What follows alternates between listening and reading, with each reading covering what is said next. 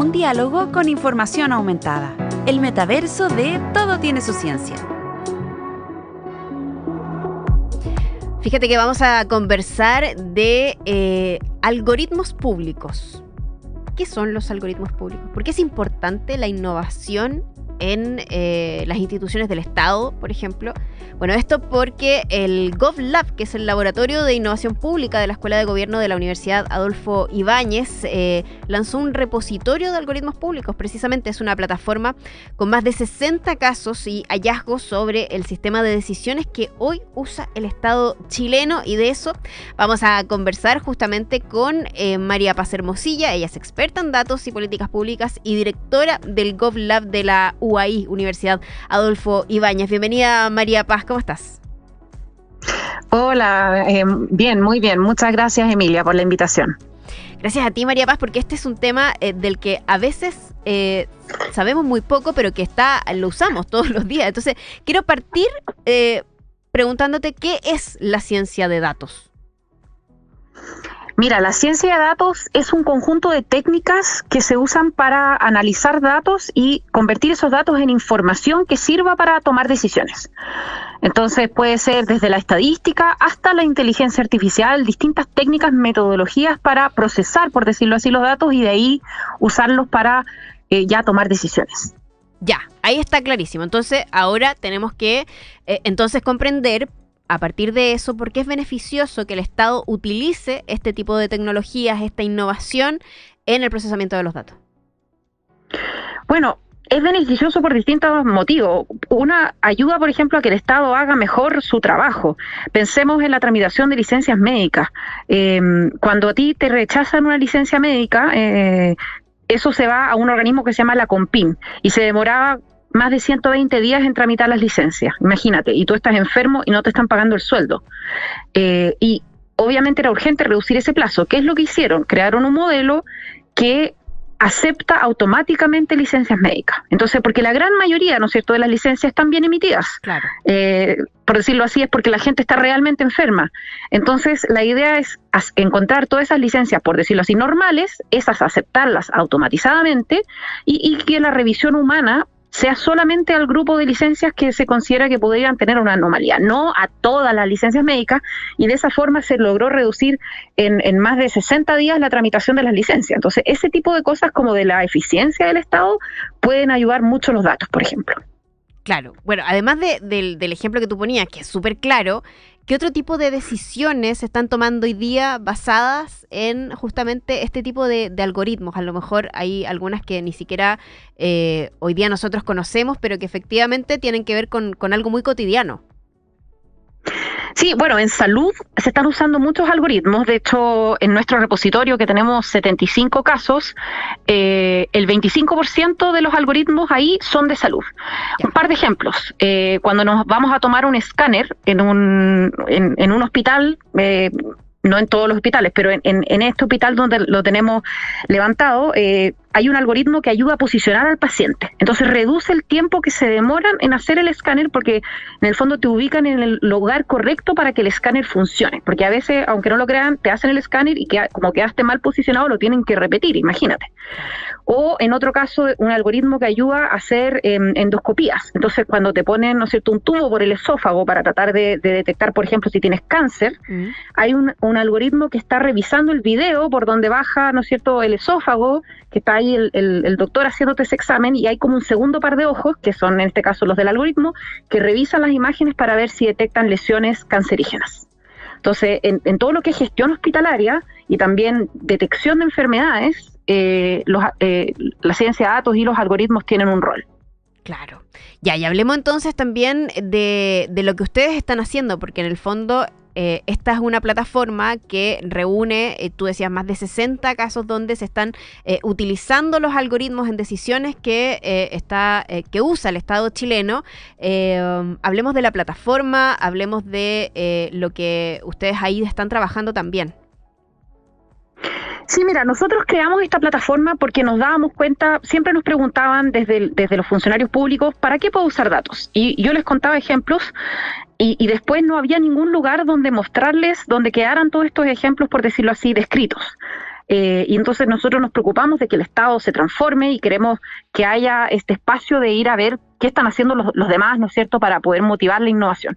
Pero por otro lado, también nos encontramos con el problema de que hay muy poca transparencia en cómo se usan los algoritmos en el Estado. Nosotros hicimos el 2021 un estudio con el Consejo para la Transparencia donde levantamos 92 sistemas y en el 80% de ellos no había información en la página web del organismo público. Entonces también se encuentra una gran falta de información de siquiera saber que estos sistemas se están usando y menos de cómo funcionan. Entonces también había un espacio para aportar en lo que se llama la transparencia algorítmica o la capacidad, ¿no es cierto?, de entender qué es lo que hacen estos sistemas y el repositorio también, ¿no es cierto?, ayuda por ese lado. O sea, estamos apoyando como en dos funciones. Uno, motivando a innovar con datos y por el otro lado también transparentando lo que se hace con los datos en el Estado. ¿Y cómo sabemos justamente si estos datos se están usando de forma correcta? Uno tiende a creer que el Estado los utiliza de forma correcta, pero ¿de qué manera nosotros podríamos saber que eso es así o de qué manera se utilizan?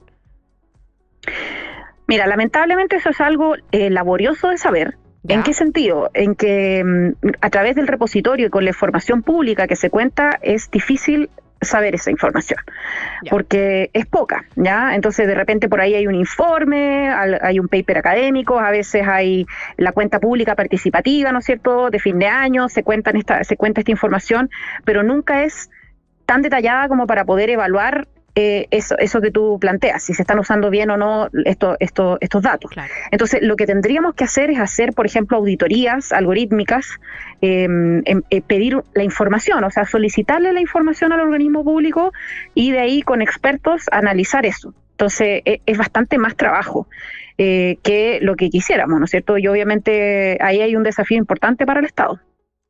De todas maneras, porque finalmente, y lo que vemos, y lo que es útil también para el Estado, es justamente hacer sus procesos más eficientes al utilizar este tipo de algoritmos, pero de la mano debe ir con la transparencia, ¿no? Hablamos también a propósito de todo esto de la inteligencia artificial y del desarrollo del ChatGPT, etcétera, que la privacidad de los datos es algo que es muy importante, que se está discutiendo en muchas partes del mundo, pero que pareciera que todavía nadie le pone el cascabel al gato, ¿no? ¿Cómo lo ves tú?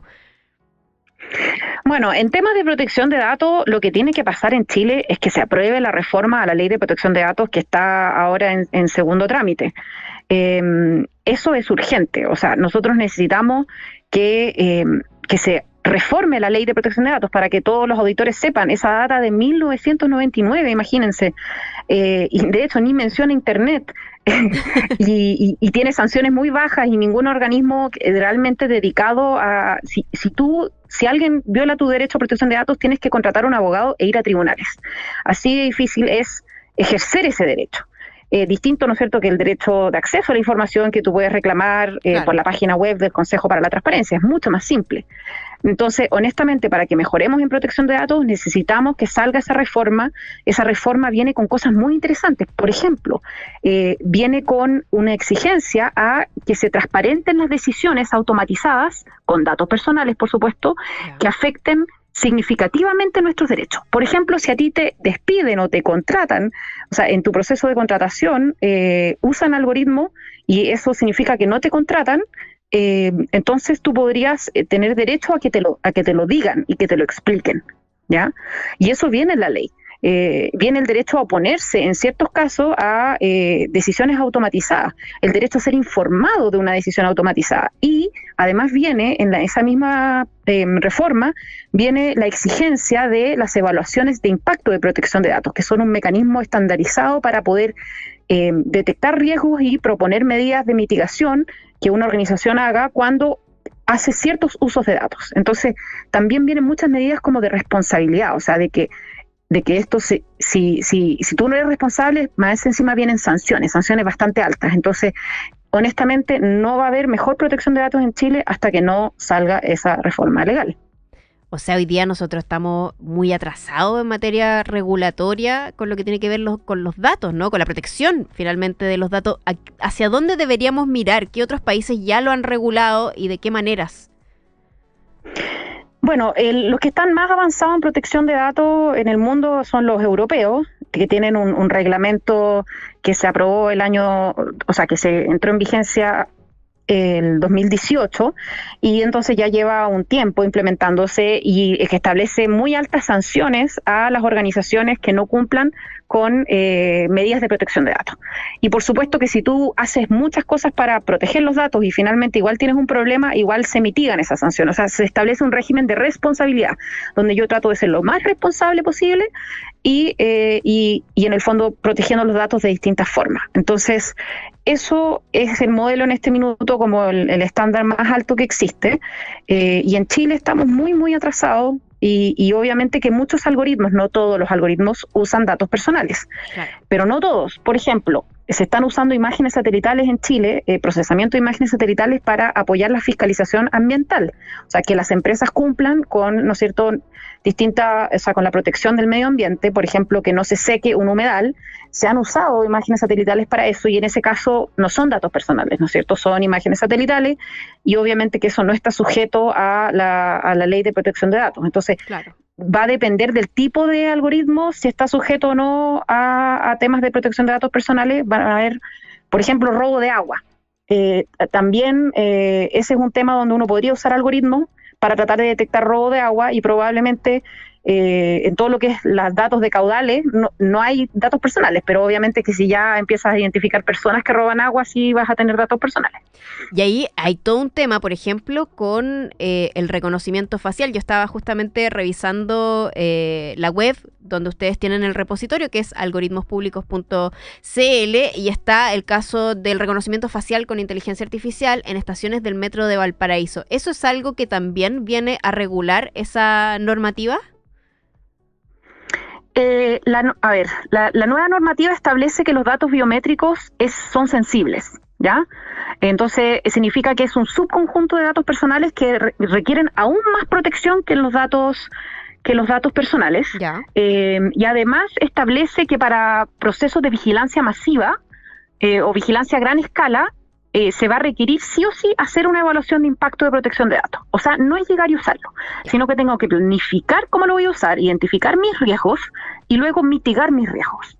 Entonces, efectivamente, en el caso como el que tú planteas, que es el uso de reconocimiento facial en el metro de Valparaíso para detectar mal uso de la tarjeta de beneficios, sería claramente, creo yo, aplicable ante la reforma legal la necesidad de hacer una evaluación de impacto de protección de datos. O sea, no es llegar y usar reconocimiento facial. Y de hecho en varios países del mundo se ha prohibido. Sí, claro. El reconocimiento facial para la vigilancia a nivel de, por ejemplo, municipal. Ciudades han pasado como ordenanzas municipales para prohibirlo, ¿ya? Porque es así de cuestionado en temas de vigilancia, especialmente en vivo. Distinto es cuando se usa, por ejemplo, para investigar crímenes, que ahí es menos cuestionado que, por decirlo así, para pillar a alguien infraganti caminando por la calle. Hoy estamos conversando con María Paz Hermosilla, experta en datos y políticas públicas y directora además del GovLab de la Universidad Adolfo Ibáñez. Estamos conversando a propósito de los algoritmos públicos, pero también, por supuesto, de protección de datos, que es un tema que sin duda tenemos que estar encima y tenemos que aprender, porque es algo que nos afecta directamente, de lo que poco conocemos, y creo que también ahí hay un desafío, ¿no, María Paz? ¿De qué manera acercamos también todo este conocimiento que es de precaución para las personas? ¿Cómo lo acercamos, no? ¿Cómo lo acerca también el Estado? Sí, eso es un gran desafío, la alfabetización digital, ¿no es cierto? Aquí lo que le importa a las personas, que más que los algoritmos, son las decisiones. Exacto. O sea, yo estoy en una lista de espera y me dejan esperando o me otorgan, ¿no es cierto?, mi hora de especialidad. Entonces, hay algoritmos que están detrás de eso. Ya es importante que la ciudadanía lo sepa. Existen algoritmos, por ejemplo, para las enfermedades que no son GES, que no son del auge, ¿no es cierto?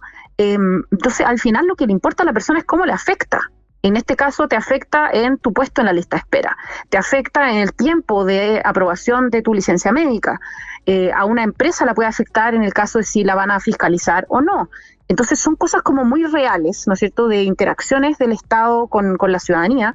Por ejemplo, cuando los niños los asignan en los colegios, en las escuelas, claro, públicas, se usa un algoritmo. Entonces, son cosas muy reales y yo creo que esa es la forma de acercarlo, que se entienda de que esto no es como un computador por allá lejos, sino si yo tengo un niño, por ejemplo, hospitalizado en el Ezequiel González Cortés, va a haber un modelo de predicción de riesgo que va a estar ayudando a los doctores a tratar de monitorear mejor su estadía en la UCI. Entonces, si yo soy una mamá con un niño en la UCI, en ese hospital, ahí hay un algoritmo que está ayudando, ¿te fijas? Está apoyando a esos profesionales médicos. Entonces, son cosas muy reales. Pero claro, como viene la tecnología, como que de repente se alejan y obviamente el lenguaje también es más técnico. Pero yo creo que la forma es acercándolo a través del caso, del uso de esa tecnología. Bueno, y una de las formas es justamente la plataforma que ustedes han lanzado, es algoritmospublicos.cl. Cuéntanos entonces qué es lo que podemos encontrar ahí, también cuáles son las coordenadas para que la gente también pueda ir a revisar cuáles son las instituciones públicas que efectivamente hoy día están trabajando con este tipo de algoritmos. Bueno, los invito a visitar algoritmospublicos.cl, contarles la buena noticia de que nos ganamos un premio la semana pasada por el apoyo a la democracia digital, porque efectivamente, ¿no es cierto?, el Estado va a ser más efectivo y más eficiente y la democracia necesita instituciones sólidas y estamos muy contentos de habernos ganado este premio latinoamericano de democracia digital. ¿Qué es lo que tú encuentras en la plataforma? Bueno, tú puedes filtrar, por ejemplo, por tipo de gasto. Entonces tú filtras por educación y vas a encontrar 5 algoritmos. Filtras por salud, vas a encontrar 17 algoritmos. Entonces, una forma de filtrar es por gasto, o sea, gasto en salud, tipo de gasto. Otra forma, tenemos un buscador. Tú puedes buscar por palabras, por ejemplo, no sé, Ministerio Mujer, y te va a aparecer un caso implementado en el Ministerio de la Mujer. También puedes buscar por objetivo de desarrollo sostenible, que eso puede ser interesante, ¿no es cierto?, para quienes toman decisiones de política pública. También tenemos los algoritmos clasificados. Y al encontrar un algoritmo, tú lo abres y ves información básica sobre ese algoritmo. Tú ves información sobre el título, quién lo implementa, cuánto costó, si la información existe, una descripción, un objetivo de ese algoritmo y todos los links que te permiten investigar un poco más. O sea, si tú quisieras profundizar, también te dejamos todas las fuentes de información para que investigues por tu cuenta. Perfecto, ahí está entonces una plataforma bien completa para que la vayan a revisar, algoritmospublicos.cl, y para que también comprendamos en qué decisiones del Estado justamente están actuando ahí los algoritmos y de qué manera también nos afectan a todos y todas. Le queremos dar las gracias a María Paz Hermosilla, experta en datos y políticas públicas y directora de GovLab de la Universidad Adolfo Ibáñez. Muchas gracias, María Paz, que tengas buena tarde. Muchas gracias, Emilia, y muchos saludos a los auditores. Que esté muy bien, gracias. Chao, chao.